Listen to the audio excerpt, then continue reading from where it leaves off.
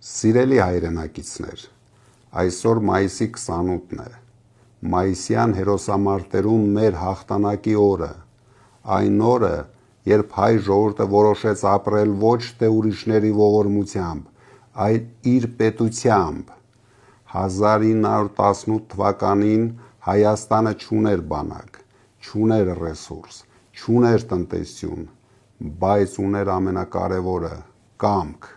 Այսօր մենք խոնարհվում ենք նրանց առաջ, ովքեր կռվեցին, որպեսզի Հայաստանը գոյություն ունենա քարտեզի վրա, բայց մայիսի 28-ը միայն անցյալի մասին չէ, այն մեր այսօրվա քննությունն է։ Այսօր կրկին մեր առջև նույն հարցն է՝ կլինենք ուժեղ պետություն, թե թույլ տարածք, որի ճակատագիրը որոշում են ուրիշները։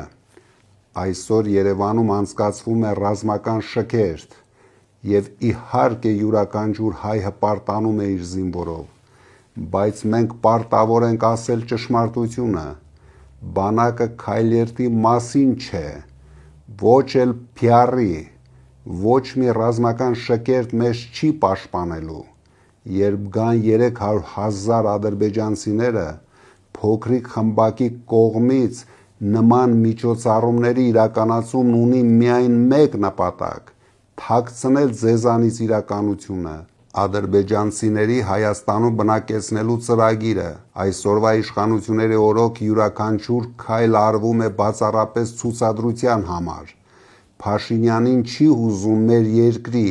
մեր զինվորի անվտանգությունը, նրան միայն հուզում է իր աթոռը, որը նա պատրաստ է պահել ամեն գնով։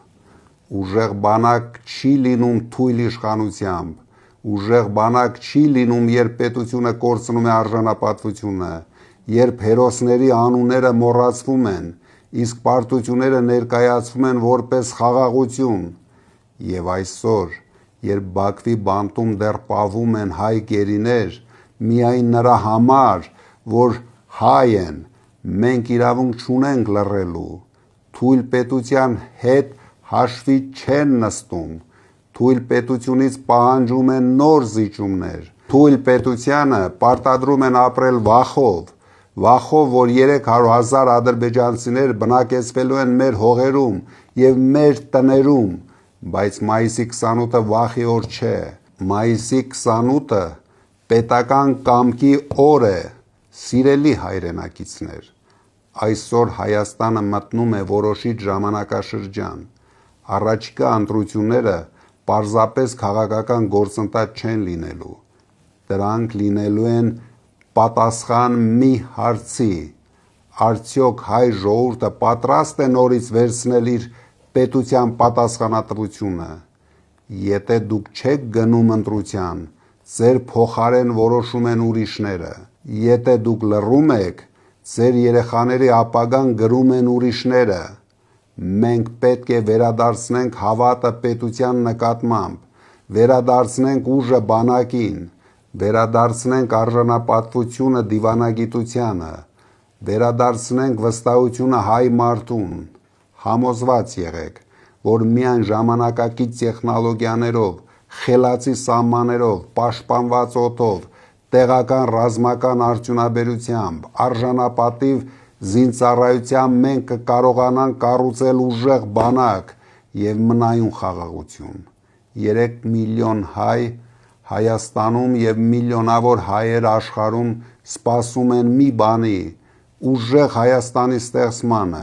և այդ Հայաստանը հնարավոր է կառուցել, եթե ժողովուրդը որոշի ոտքի կանգնել, որոշի չվախենալ, որոշի ընտրել պետությունը։ Դու արժանի ես ավելիին, ուրեմն դու կգնաս ընտրության, և ադրբեջանցիները չեն գա։